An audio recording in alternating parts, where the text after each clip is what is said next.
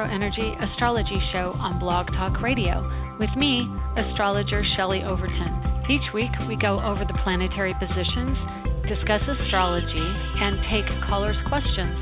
If you would like to call in and get a reading, you can call 347-994-3365. Call in early as the lines fill up.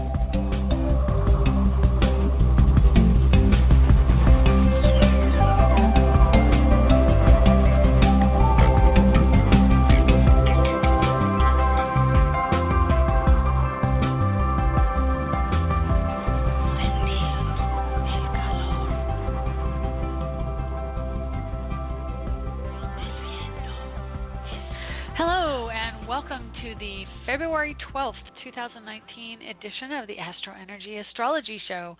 You are listening to me, Shelley Overton. I am an astrologer in Orlando, Florida, and I want to welcome you to the show. We are going to be talking about Capricorn, and we're going to try and find what Capricorn can do in positive sense right now, which is a lot because we've got some good aspects going on for Capricorn right now, and I bet you all are very excited to hear about that.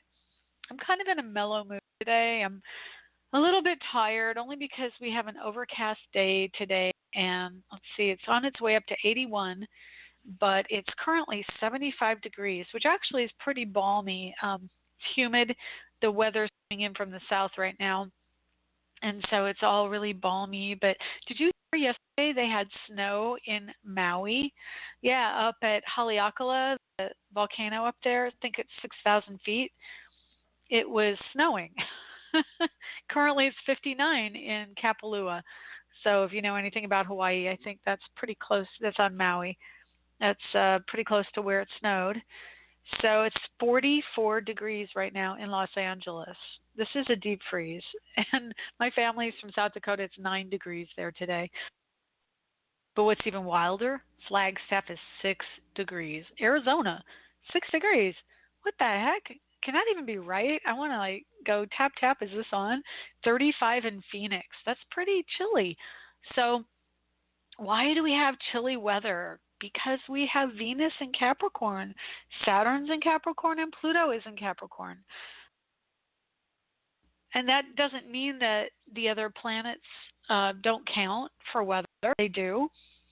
But obviously it's global weather change. And I'm just going to say weather change because, when you talk global warming, you get the kind of idiots in Washington going, there's no global warming. Why is there global warming? It's freezing out. Well, it is global weather change is what it is. So we have shifting weather patterns, extreme weather, all that stuff. So with Mars at 28 degrees Aries, Mars joins up with Uranus tonight. And then early on Wednesday morning, Mars enters Taurus, and that's another Earth sign. So today and tomorrow, and specifically tonight at 10:21 p.m. Pacific, 1:21 a.m. Eastern, Mars is at exactly the same degree as Uranus, and they join up at 29 degrees. So last degree of Aries. It is the culmination of an old story. It is the wrapping up of an awakening and an understanding of what was going on with Aries, with men and assertiveness and ambition, action, the self, definitely, ego, identity. This is the root of the first house of the zodiac, so the first sign of the zodiac, and that means we are initiating energy, but at the last degrees, it is logical, it wraps up. So you enter a sign, it begins, you exit a sign, it wraps up. And I was at Barnes & Noble yesterday, and I was looking around in the little stationery section and found a magnet I almost bought. I was so close to buying it, and it said, I'm doing astrology now. I tried logic. It didn't work anymore, or something like that. I'm thinking, what? First I was like, yeah, I'm doing astrology now. Logic didn't work. And I'm thinking, wait a minute. Astrology has the word logic in it. So there is a logic to what goes on in astrology, and you observe situations and you see influences, and that's observational science. So whatever science and whatever else they want to throw at astrologers, they've been around a very long time, and honestly will continue to thrive in the next few decades. It's going to be wonderful. So we have Uranus, the ruler of astrology, wrapping up an old story and then awakening an awareness of energy around men and the drive and initiation. And now, this week, Mars initially goes into Taurus and paves the way for Uranus, which goes in March 6th. So we have just under one more month and Uranus will join. Can you believe that? At 20 degrees in 10 minutes, Uranus only has to go 50 degrees to get to Taurus. 50 degrees of the sky, not even a whole degree, but it takes it 4 weeks to get there. 4 weeks to go that 50 minutes of time, astrological time. But it's a portion of a degree. So Mars into Taurus is going to bring that awakening awareness of all the feminine energy, all of the energy wrapped up around money and love, growing things. I repeat this every week. But anyway, so Mars going on Valentine's Day is going to be really wonderful because we are going to have a little awakening of that feminine love nature, because Mars will be answering to women. And so now we're going to see a more cuddly side. We're going to be more interested in tactile experiences, maybe food, baking, growing plants. We're going to see an interest grow. I absolutely believe this, pardon the pun, but an interest in growing plants will be growing. And so it's a really lovely, embracing energy, receptive energy, and not as hard-hitting, not as aggressive and assertive. So for those of you who kind of have gotten exhausted, honestly, and you know me and my saga out here in the country, I have an update here. Last week I mentioned this fire that was down the road from my house where the animals were killed, dozens, I think over 2 dozen, maybe 3 dozen or more, were killed in this fire down the road from me. And I contributed, and I encouraged everyone to too. And right now, I think within the last week, the latest that I've seen that they've raised $100,000 for the sanctuary. So if you contributed, I want to thank you on behalf of the sanctuary for doing that. And then, also all of the male energy that I get out here in the country. It is a very intense energy at times. I'm a Democrat. I talk about it occasionally here on the show, but if I put my my personal interests out there, during elections or whatever, I would probably risk getting some type of action taken against me out here. And it's interesting because this week they're going to be having a anti-gun rally up at the university near my house. And I saw that on the news yesterday. And it's interesting because it's such a passionate topic and it goes deep. And around here, you definitely have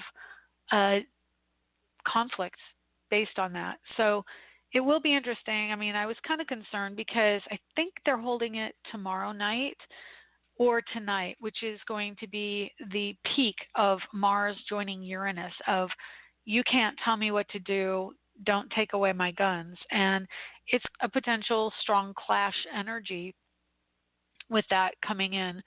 So, we've got that only a couple days more, and then we're going to start to ease off of some of this intensity. Okay, so really, I'm going to talk about probably two other things before we get to Capricorn. But Jupiter is in Sagittarius, and he is squaring Neptune. He's kind of in an exiting square to Neptune because Jupiter's at 19, and he already went past the direct square at 15 Neptune in Pisces. So but they are still within orb. An orb is a segment of the sky that is a smaller portion of the circle.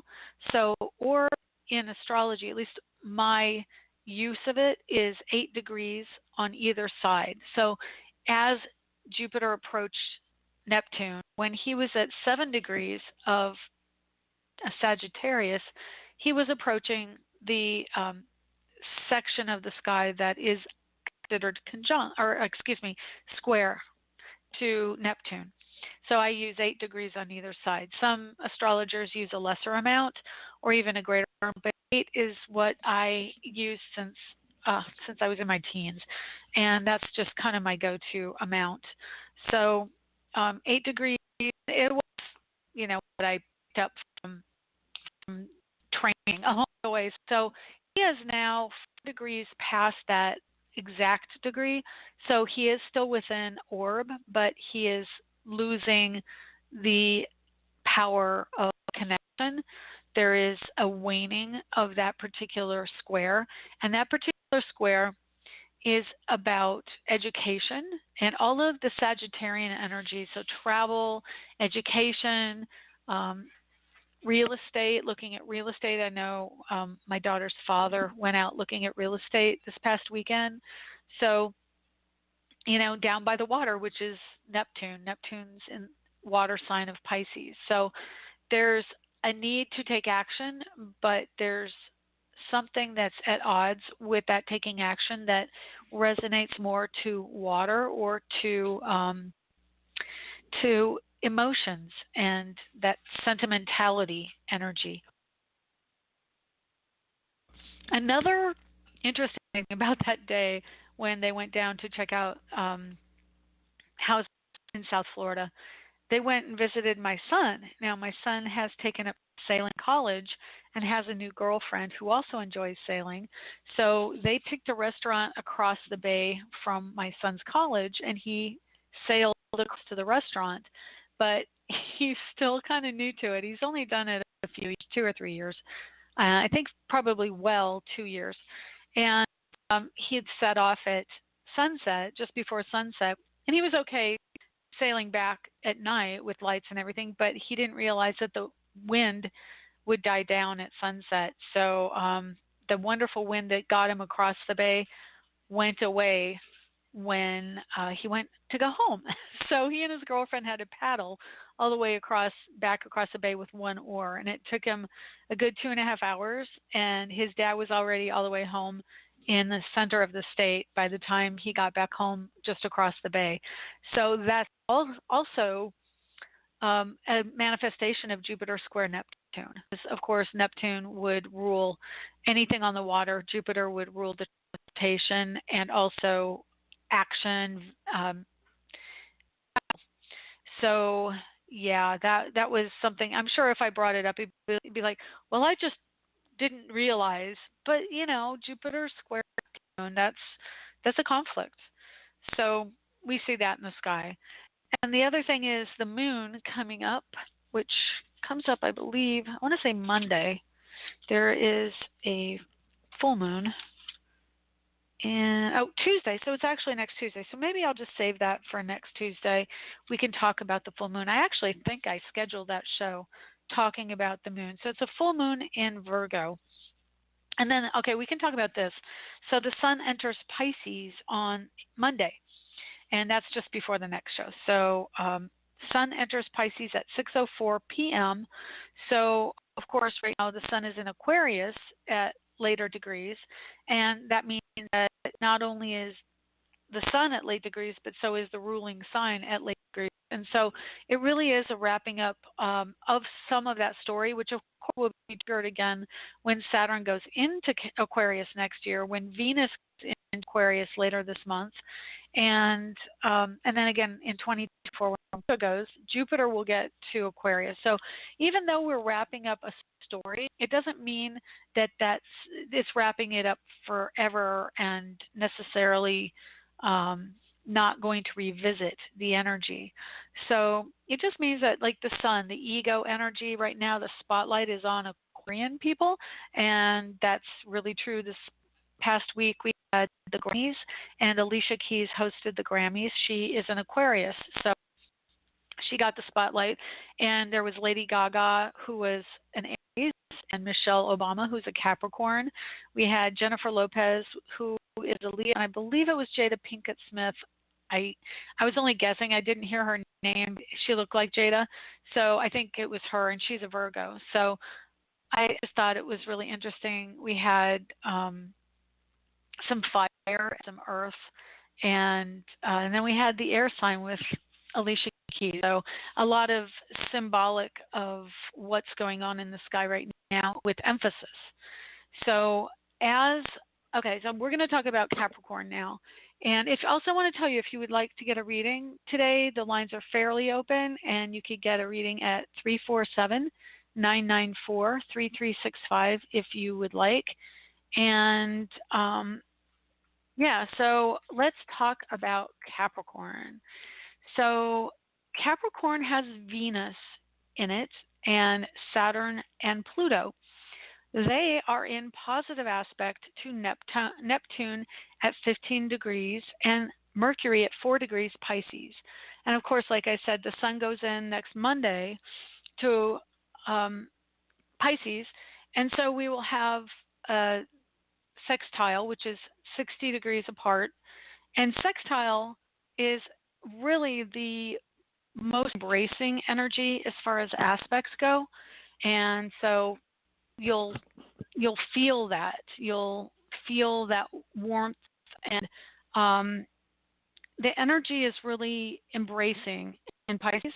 And then Capricorn planets are in positive aspects. So where Pisces is the dream and the vision, Capricorn is, hey, let's manifest this. Let's shore it up.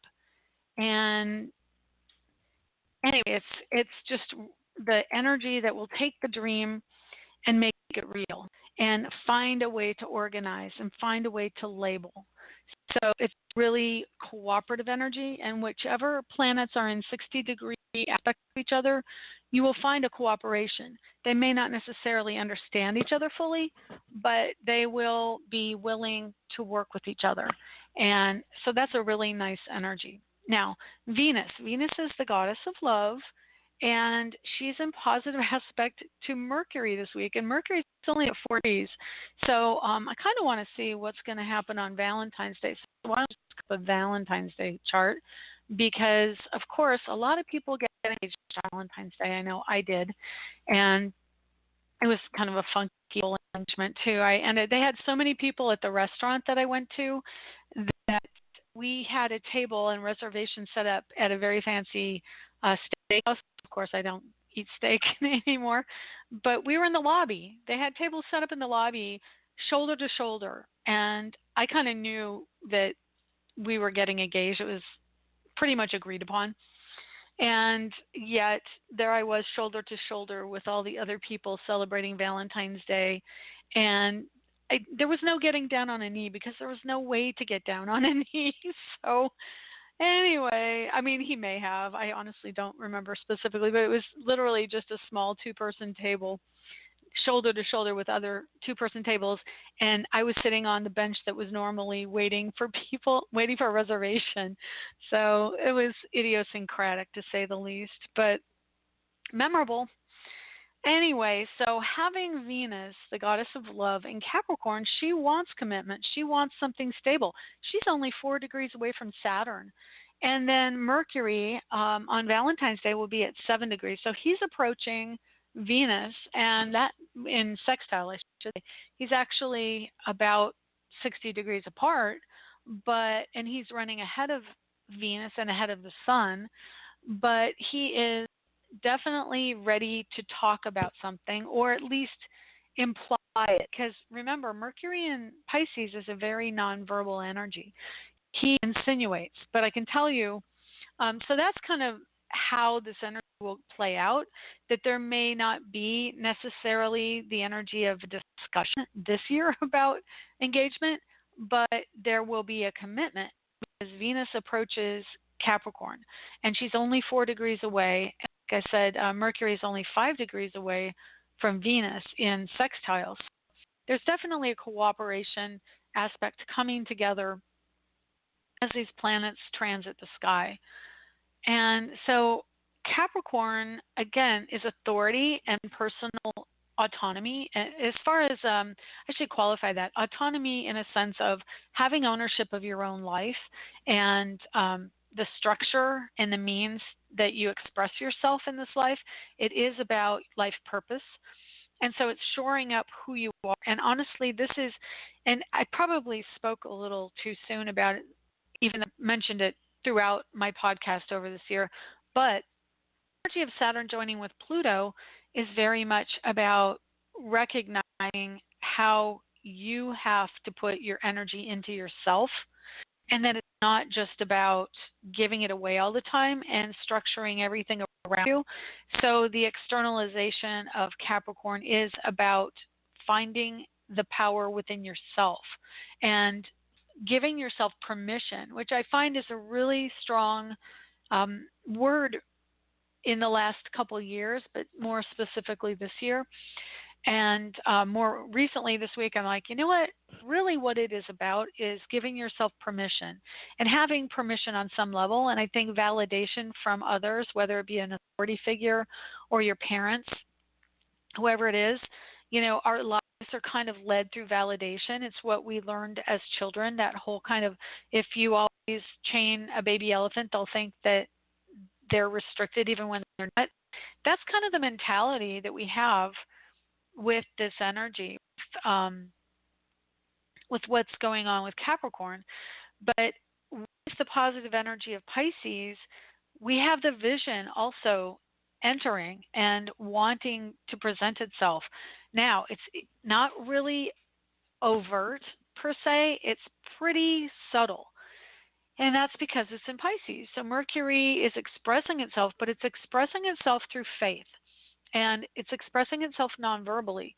So at this point, what you have to do is start to look at your environment for cues. And I have to tell you, this week I had multiple red-tailed hawk. As I was driving down the road, within a couple days, every time I'd look over at a signpost or a mailbox or a fence or anything or tree limb, there would be a red-tailed hawk sitting there. And it just kind of reminds me of like a music video where, I mean, the one that comes to mind is the Doors video. I want to say This Is the End. This is End, or the one where he sings about there's a killer on the road, and I can't remember the name of it. Riders on the Storm. That might be the one. Riders on the Storm. In that video, or at least in the movie, they showed this dream sequence where, you know, they would be looking at people going by or something. There would be some kind of like visual where you're observing people in slow motion or something. It was kind of like that. It had that surreal quality about it. So every time I'd look over, there's a red-tailed hawk sitting there, almost guiding me, because red-tailed hawk is my symbol, my omen, my positive omen, I should say. I know omen has negative connotations, but I see an omen as like a symbol of something to come. And definitely birds have always been my positive indicator that, for the most part, positive indicator that something is going to happen that's beneficial or supporting. And so that's what this energy is. It's finding that you don't have to give yourself over to other people anymore. You don't have to be the one who always saves, quote unquote, saves other people. It's not about saving other people. Save yourself, as I think Ed Sheeran would sing in his song. I can't save anyone else before I save myself. So that's where our energy is. So we are able to take those visionary ideas, those dreams that we have, and manifest them into physical structure. And coming up on Valentine's Day, we've got Mercury, positive aspect to Venus. So we're talking about them, or thinking about them, or dreaming about them. And the universe is showing us the way. It's laying out in plan, Saturn. And the only thing I see on Valentine's Day that's a little upsetting would be the moon in Gemini. And that's because the moon in Gemini is in conjunct to Venus, Saturn, and Pluto on that day. It's at 17 Gemini. So it's at 150 degrees apart where it wants to talk about ideas, and it is kind of logical and a bit academic, but it's chit-chatting a bit with the planetary influences, and they don't necessarily get along. So there may be an aspect with mom who is being difficult, maybe doesn't feel like you've paid enough attention to her, or she's going to say something that maybe ruins the moment. So just watch out for mother figures on Valentine's Day. And being a mother and having a daughter and her boyfriend thinking of going somewhere this Valentine's, I'm going to do my best to not say anything that would upset them before they go. I really want them to have a lovely time, and I know what's going on. My daughter doesn't know, but I do know that they're going to go to dinner, and I even know where, but he has to ask her, and that's something that could be a conflict if he doesn't ask soon enough. So it's an energy that we'll see. Um, Also, the moon is squaring Neptune on Valentine's Day, so and it's within 2 degrees at 11 in the morning. So chances are there's going to be a miscommunication around things like plans or even where the flowers go, the address the flowers to go to if you're sending flowers, things like that. So anyway, but the good news is Mars is at 0 Taurus on Valentine's Day, which is in sextile to the Sun and to Mercury. And Mars in an Earth sign is also in a wide trine to Venus, but also trine by sign now as it goes into Taurus. So there's going to be more cooperation going on. It's kind of a mixed bag, but there is heavy emphasis on cooperation and planning. The structures change, things shift, but it's towards a dream. So if anything such as a breakup happens to you around that time, my advice to you is that is divinely ordered, and it is meant to give you your dream. It is not meant to hurt you on Valentine's Day, but to make you available for what you truly want and desire on that day. Because Venus is working in your best interest. She's not necessarily working with mom, but she is working with your life purpose and a greater plan coming in. So we also have the South Node at Capricorn, which means that there's some energy that we're all feeling around the ending of an old story. It can also be a transitionary energy around elderly. South Node at 26 Capricorn is, Capricorn rules the elderly and tradition. And the South Node is saying, I feel comfortable with this energy, but a Pluto at 22 is about transformation, the psychology that we have. So Pluto and South Node are moving closer and closer together. So it is a very fated time collectively because Pluto is a planet of the collective. But it is, again, like I said, Saturn, Pluto conjuncting next year, and also throughout this year getting closer and closer. Venus on Saturn is desires coming into physical reality, but all these planets are really making us aware of our own psychology and of our drive and where we need to put our energies. And it is a positive energy because earth signs want to help you manifest. They want to bring it into the physical material world.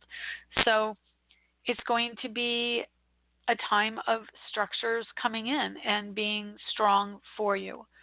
So last week I had the show, the podcast being a bit difficult because nobody could hear me, but I called in the second time, in which case everybody heard me. So I did that early in this show, and I'm hoping that you do hear me because I don't have a lot of callers today, but that sometimes happens when they can't hear me and then they fall off. And maybe last week it kind of dissuaded people because it was so quiet at the beginning. I'm hoping that it works. But I don't hear myself. I can only go back in the recording and find out. So if that's the case this week, I apologize. But I will work it out before next week because I'm kind of tired of that. Anyway, I think you can hear me. So we're going to take a quick break and take calls. And anyway, we're going to listen to this favorite song of mine.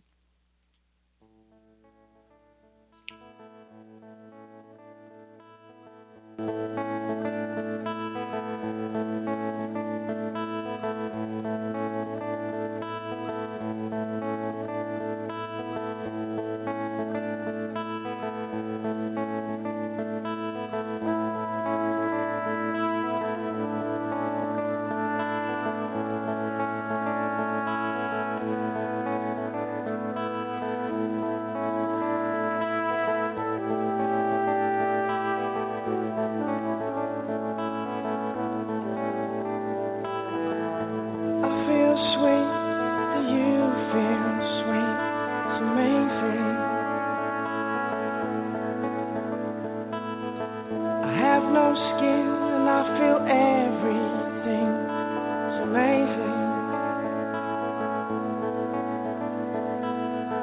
I feel good when you feel good. I knew I would. It's amazing. I've wanted this for so long. Now the deed has been done. We shall rise with the sun. Spend our time as one.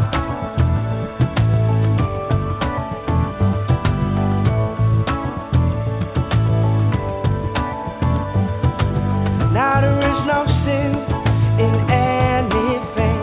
It's amazing. I love life. I hope you do too.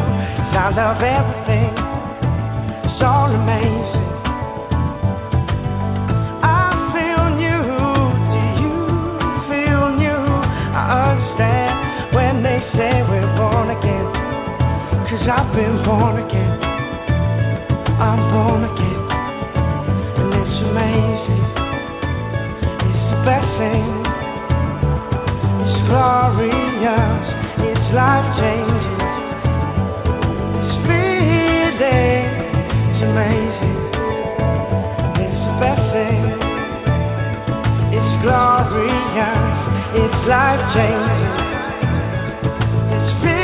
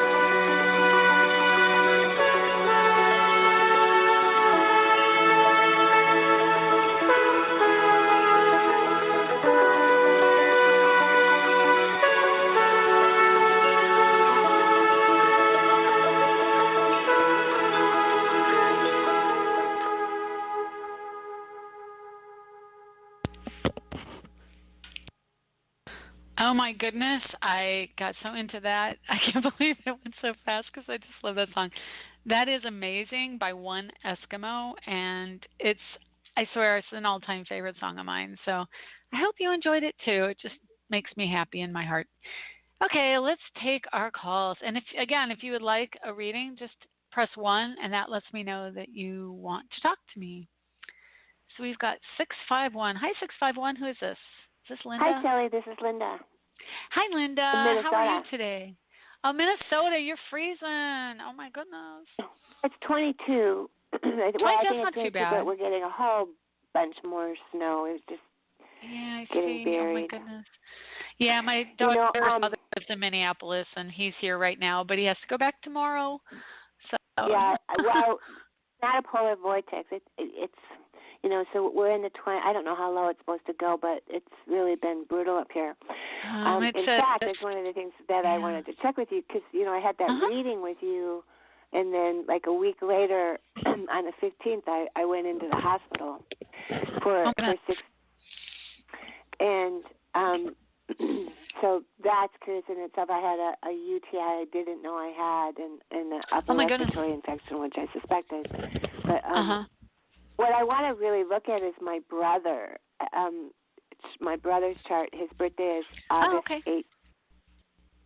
Okay, hang on 1 August 18, second. 1967. Okay.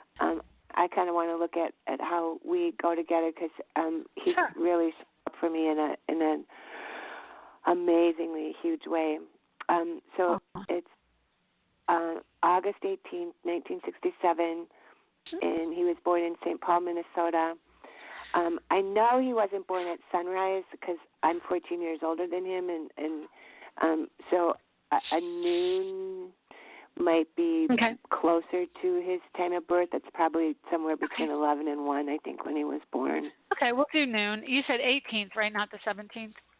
Right, the 18th. Okay, great. And I'm just going to put information here real quick so I can find him again if you ever want to reference it again. Brother. And 739. There we go. Okay, let's see if I can get this all saved. Yep. Yay. Okay. So what would you like to know about him? What's like familiar? Like I know my moon is Leo. So like I'm curious to know why we're doing. Like I said, he's taken my guide dog because I haven't had the energy. I'm starting to have the energy, but when I got out of the hospital on the 22nd, I really scarcely had the energy to get dressed and take care of that's a shame. But he's been helpful? He's so helpful. I mean, he's shown up in such a big way. And there's a lot of, like, when I was in the hospital, when I was 18 for a ruptured appendix, I was in the hospital for 23 days. And when he was born early, and he was in the hospital for 23 days. Wow. When he has symptoms on the left side, I have symptoms on the right side. There's it's like a mirror. There's some kind of a mirror, and I'm really I've been reading studying Alison Armstrong's material, Understanding Men and Celebrating Women. And I'm just, he is like the first man ever in my life who has shown up in such a big way as a provider and a protector for me in this experience. Aw, that's really sweet. You're really, really lucky to have someone like that. I have my dad who's like that, so it's amazing, to have a male figure who really understands us and cares and is there and supportive. That's wonderful. He's got a lot of similar energy in his chart, actually. And his Saturn is in the opposite sign to you. You have a 27-degree Libra Saturn, and he has a 11-degree Aries Saturn. So there is a balancing going on, and there's kind of a life purpose around that balance. But the good news is his Saturn is in your second house of couples and material energy. So I look to the second house when we bring in somebody who helps us, in a relationship sense.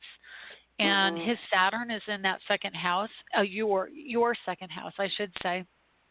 And that means that he has a sense of ownership about the material body that you have taken on in this world. And and his Saturn is retrograde, so there's an energy about going backwards towards what used to be. And also because Saturn retrograde acts a little bit more like a Jupiter, it can be really more expansive and understanding and looking back to find the truth out of a situation that was recently happened. So I'd be kind of interested. I don't know if I'm going to do it on air, but I'd be interested to see. You said he was early in Saturn's retrograde, so that might have had something to do with this is a review of a place you've been. I don't know how to explain it. Just more that. Oh, I don't know. I'm honestly a little foggy today. So I'm not even. I'm not going to go there. I went down a dead end path, I think. So let me just look at his chart with what's going on and see how his energy is today.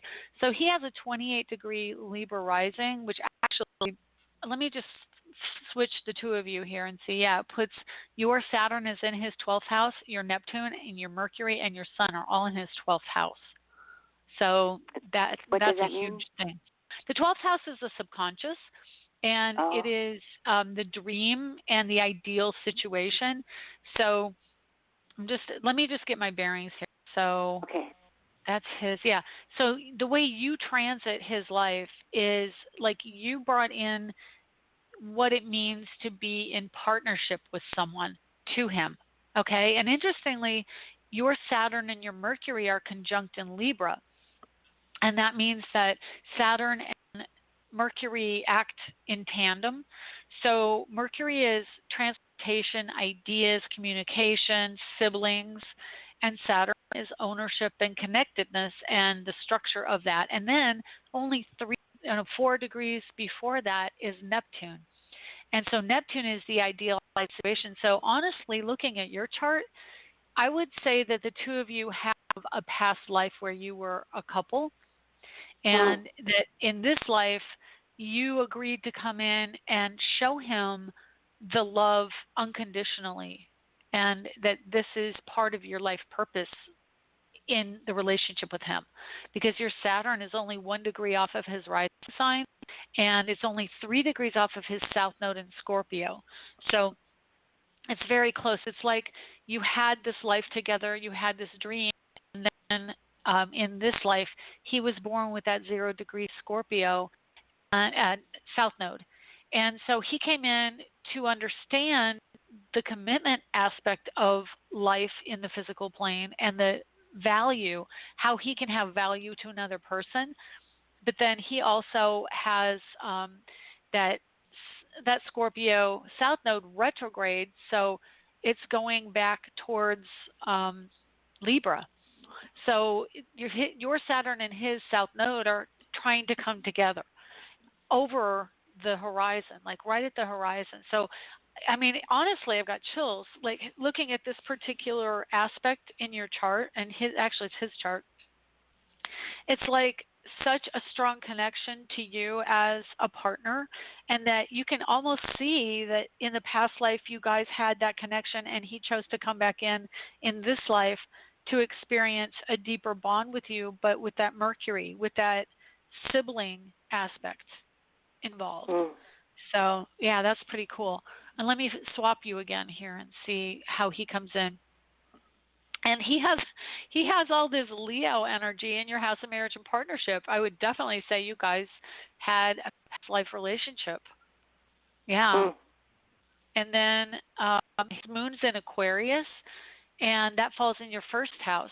So there's this connection where he is kind of seen as a universally loving mother, like someone who is a humanitarian to you and can really sees you as a valuable part of humanity, and that even though he doesn't necessarily bond with you emotionally on some levels around mother figure, honestly, he has an opposite moon to you.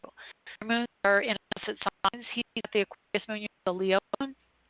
They're 5 degrees he has an Aquarius away from moon, opposite. And I have a Leo moon. Yeah, almost exactly and my opposite. rising sign is Aquarius, and his rising sign is Libra. Yeah. Wow. Yeah. And he has it's interesting because his rising sign is 28 Libra, mine is 0 Scorpio, so his rising sign is almost the same as mine. And he's got a Mars-Neptune conjunction in his first house. I have a Venus-Neptune. So he's like this really great, very deeply passionate person, and he takes action on his dreams, and he's very passionate about his dreams, and he connects in right away. Like the Leo energy is very much wanting to have a relationship, wanting to always understand how people relate to each other. And the Scorpio energy, it's really, I always found the Leo-Scorpio dynamic interesting because they square each other in the zodiac, but they have a lot in common because they're both very dramatic and they're both looking to relate to other people on some level. And Leo wants to say, hey, you've got this, I've got that too. Whereas Scorpio just wants to merge. Scorpio is just like, we're the same person, let's just blend, be one. that's what Scorpio wants to do. So they do have a lot in common, but the way they approach it is different because Scorpio is, let's go deep. Let's get moody and watch film noir. And especially with Neptune and Scorpio, big into like that kind of mysterious, the kind of like M. Night Shyamalan would be a great Scorpio movie. You know, anything what by movie? him. Like Sixth Sense. The Sixth Sense and M. Night Shyamalan, where there's a mystery. There's always some kind of strange Twilight Zone type mystery going on in his movies. And, you know, it's always something hidden until the last part, and then you find out, oh my God, I can't believe that. That's the kind of Scorpio energy that he has. But he also has Scorpio in the first house, which is kind of a dichotomy because Scorpio is all about the hidden and the mystery. And in the first house, it's like he's laid bare. It's like, well, you think you can be hidden, but, you know, boom, you know, we're going to put everything you would do that would normally be hidden right out there for everyone to see. So there's this constant protective quality that he has. And to top it off, he's got Moon in Aquarius, which squares Scorpio also. And so the Moon in Aquarius is about mom and home because in his chart, Moon falls in his house of home and family. So there's a certain amount of detachment that he has to actually being in the home. He may feel like, can we just relate on a mental level when I'm around the house? I don't want to get too deep into issues around family, but at the same time, he's this incredibly intense, strong, sensitive guy. And like he is that person, and he's very caring. He's got Venus in Virgo, the Pluto-Uranus conjunction in Virgo.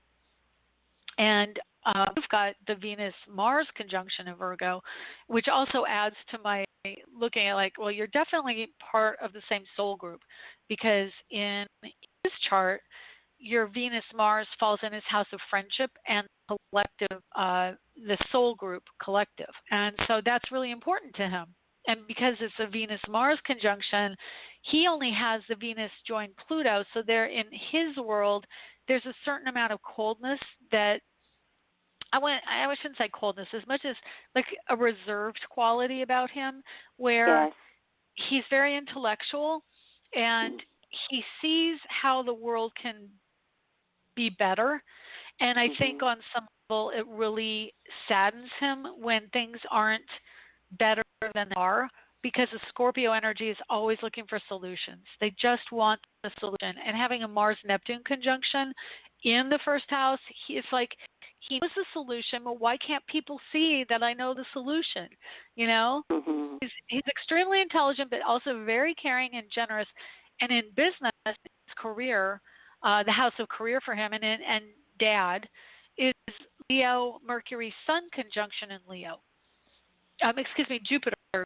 Jupiter, Mercury, Sun in Leo up in his house of career. So he has to have a spotlight in a certain amount. But his Saturn's in the house of Virgo. It's the sixth house for him.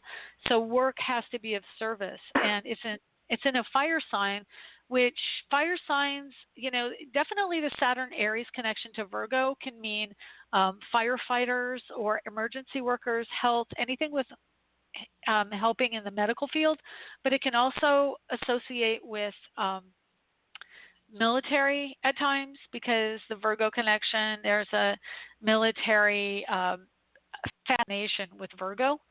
And so, but he has the Virgo Pluto Uranus in the Aquarius house, which may mean, he has to do things alternative. Like if somebody says do this, he will do the opposite just to prove that dogma is hypocritical.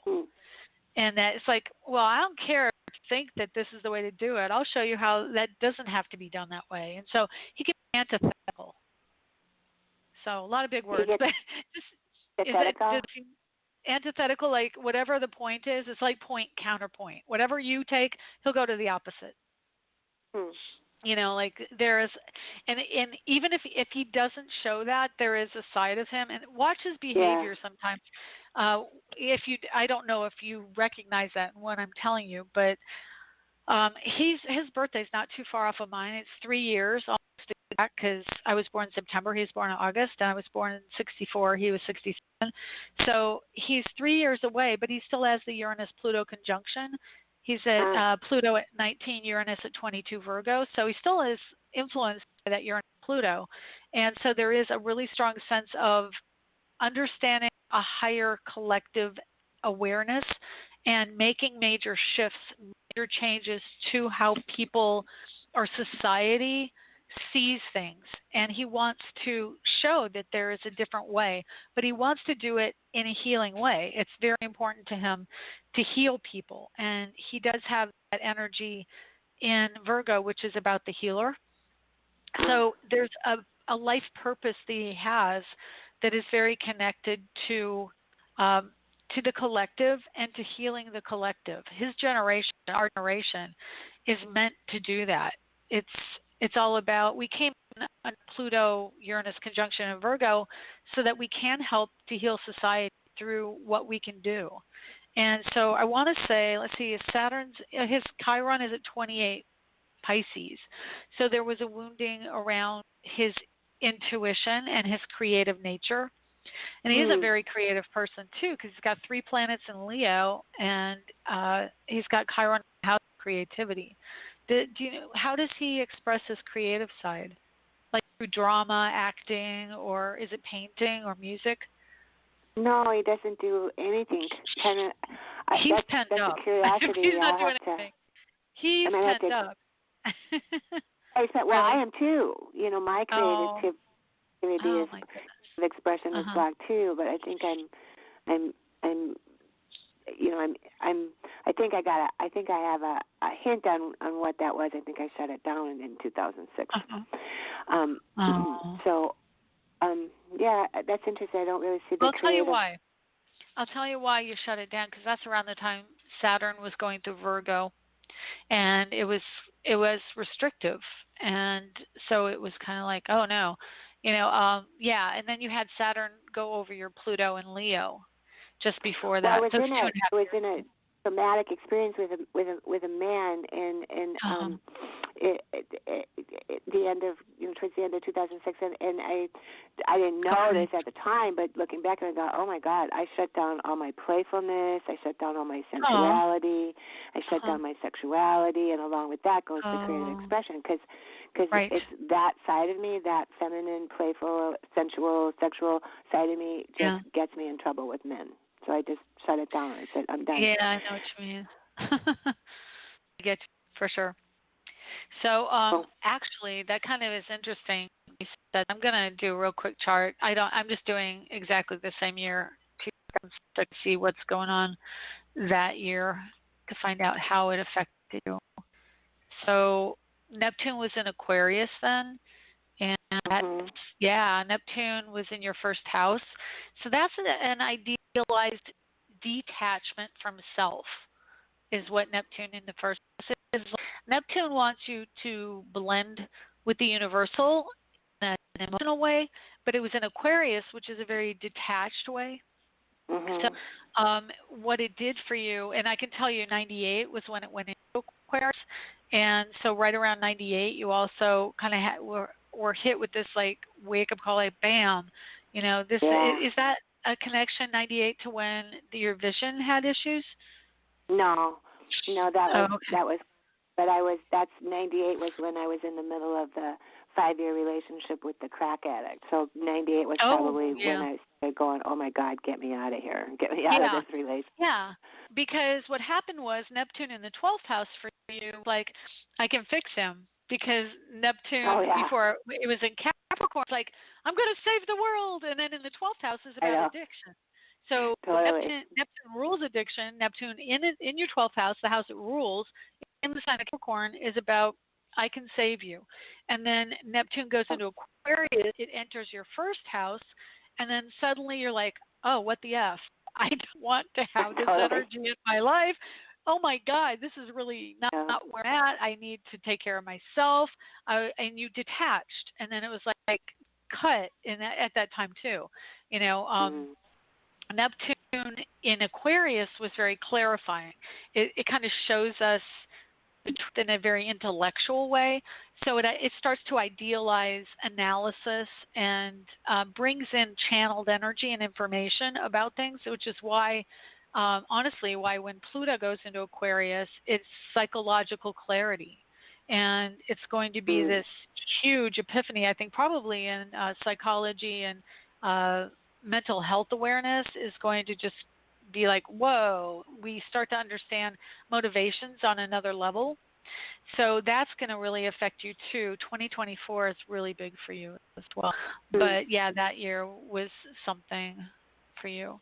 Do you have anything else you want me to look at specifically? No. Because I've got, and we don't really, we have people listening online, but we don't really have any other questions. So, if there's no one out there, so like what happened like in, October of 2006, because that was really the big, that's when October. Okay. Yeah, I think it was October because it was around the Jewish fall holidays. In fact, it was the end of the Jewish fall holidays and I don't remember how they landed that year, but it was, October, probably around the end of October was when the big traumatic experience happened with this other guy, Sean, that made me just go, oh my God, I can't be with men. So what date? Like the 20th, the 25th? Do you know? Yeah, probably right around that. 20. Okay, I'll do 25th. So everything was in Scorpio. It was, well, you had Mars, Venus, Sun, Jupiter, and Mercury all in Scorpio, which is sex. It rules the darker side of sex. Whereas Sagittarius is like playful sex. Scorpio is intense, like controlling sex. And Saturn, 23 degrees Leo, right on your 24 Pluto. So restriction around psychology about playful nature. Wow. Yep, why you shut it down. Saturn was on your Pluto. Psychologically, you're like, I can't do this. It's not getting me what I want. And you just went, yeah.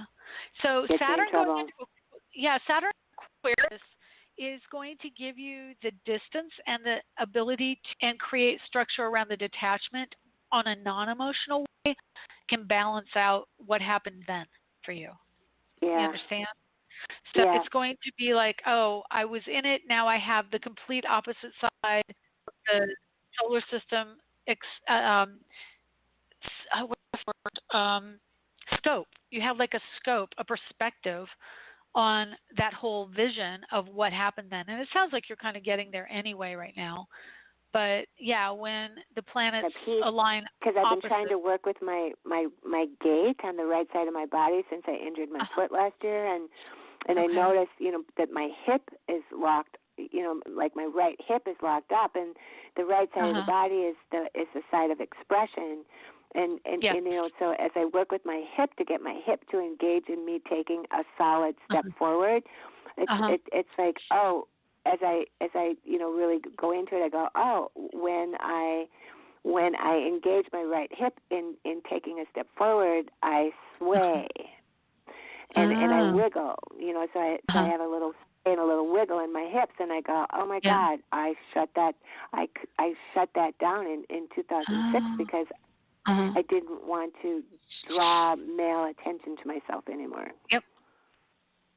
I did that way early on. I mean, I think, even when I was in high school, I liked attention, but I didn't want it to be lecherous, so to speak. So I would dress to get attention, but it would be like pencil skirts that go all the way to my ankles, but they were skin tight, but they wouldn't cover it all to skin, So it's like, it's kind of like come hither away all at the same time, And I'm covered modestly, but clingy, so by shape. Yeah, it's like it's a shame because I was very, very, very, very flirtatious. I was so flirtatious, and it was so much fun. But I stopped all that.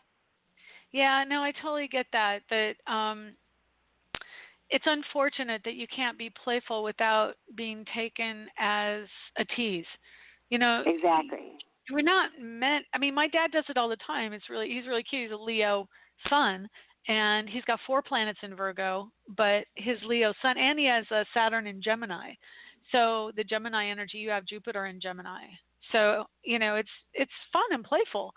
But and also that Jupiter in Gemini is a bit sexual. It's like flirtatious sexual, and so you are hiding a certain aspect of yourself. And I think, honestly, I have very strong attitudes towards men-women issues right now, but I really wish that there were a way for us to find a common ground to understand each other when it comes to sex, and the idea of all these flirtatious energies. Like, can't we just have?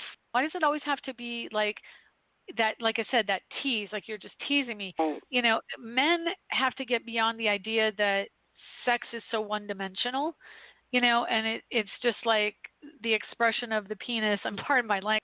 Thank goodness at the end of the show, but like this is the one organ of my body, and it's all about that instead of the nuance, the subtlety, the feeling, and the sensuality that can go along with it, and the playfulness, the teasing, the lightness. I don't know why it just has to be that singular. Because and this is, now I'm getting on my soapbox a little bit, but I watched Grammys, and I watched Janelle Monáe up on stage, and she won for her song she was doing, and but she was, or I think she did. She was gyrating around, and she wasn't the only one. They were all like, she touched her crotch, and it was very blatant. And I blame Michael Jackson for that move too, by the way.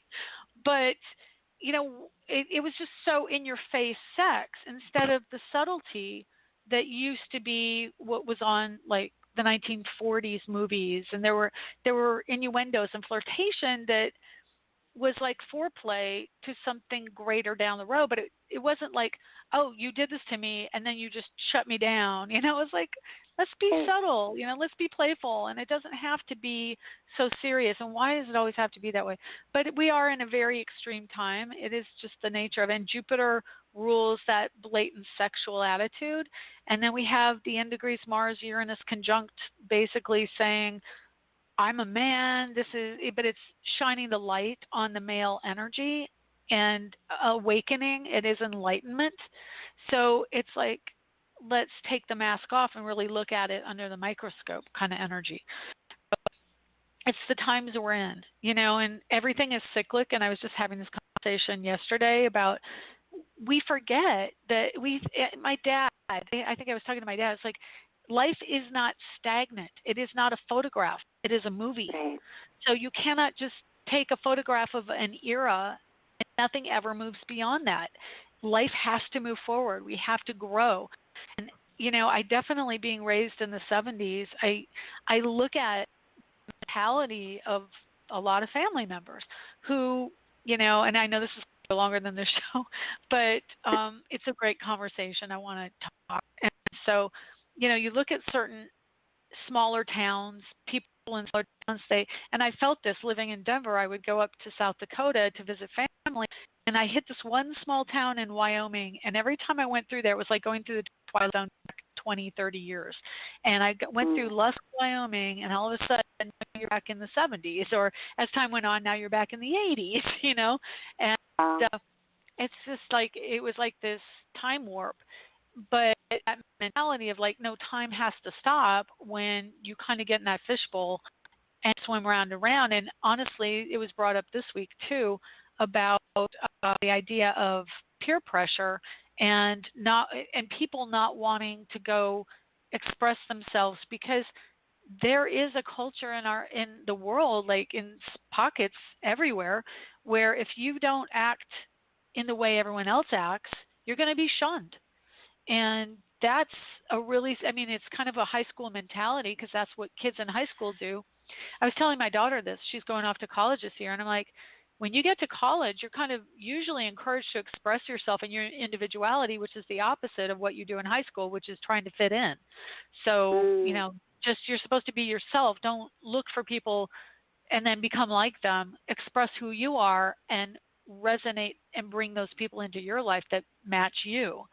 So that's where we're heading as a collective with the Aquarian energy. We're all starting, and we're very strongly being asked to find out who we are as individuals and resonate to who we truly are internally, and then attract in like minds, and instead of try to make ourselves like other people, which we have done for eons, and it doesn't work anymore. And the Aquarian age and the millennials who are born into Uranus and Neptune in Aquarius, those people were born in that conjunction to usher in the new mentality of individuality versus being the same and just accepting being the same, even though you're not inside.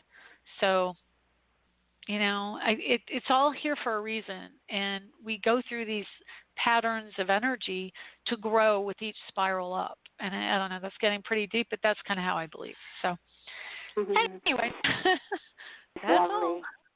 Yeah. Yeah. Well, the hospital stay kind of made me feel like like a jigsaw puzzle. Like all my pieces of my jigsaw puzzle got dumped out on the table, and now it's a matter of kind of putting them together the way they actually fit.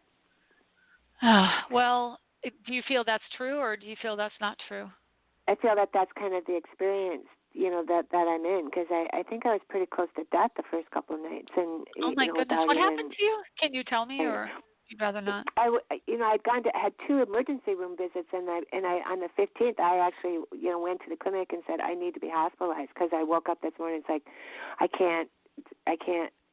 Something's going to happen. I need to be in the hospital, and wow. Really insisted on the second emergency room visit. I said, this doctor says that he wants me in, and then they admitted me into observation for a UTI that I didn't know I had, because I was running and I had an upper respiratory infection, and then that first night I was in observation, there came a point where I started coughing and throwing up at the same time, and coughing and throwing up, and my bowels were in great distress. So they ended up doing a stool culture and an abdominal CT scan, which fortunately everything came out okay with all of that. But I was really, really sick, and they blasted me with antibiotics to treat the UTI, hoping that it would get to whatever else was going on. So I think it was a really serious UTI, that infection that just saturated systematic.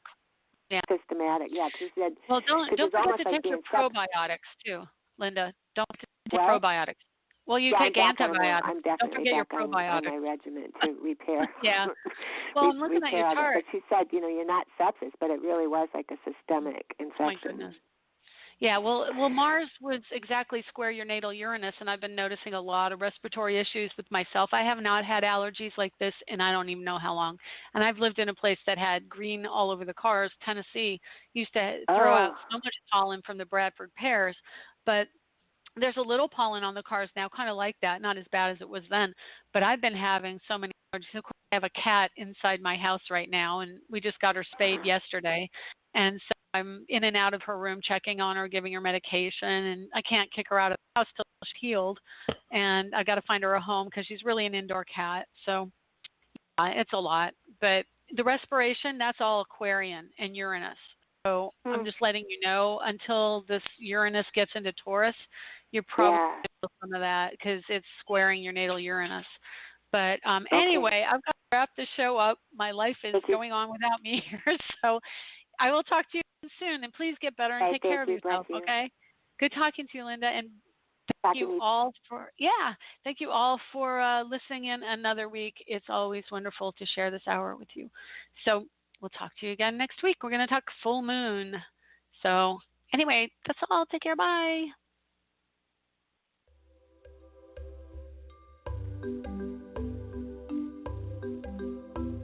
Thanks for stopping by AstroEnergy this week. If you would like to get a hold of Shelley Overton, you can get her at astrologerangel.com, on Facebook at AstroEnergy or Astrologer Angel. The music was provided by Kevin MacLeod at incompetech.com, with additional music by Ironwood Rain. Check them out on the net at ironwoodrain.com.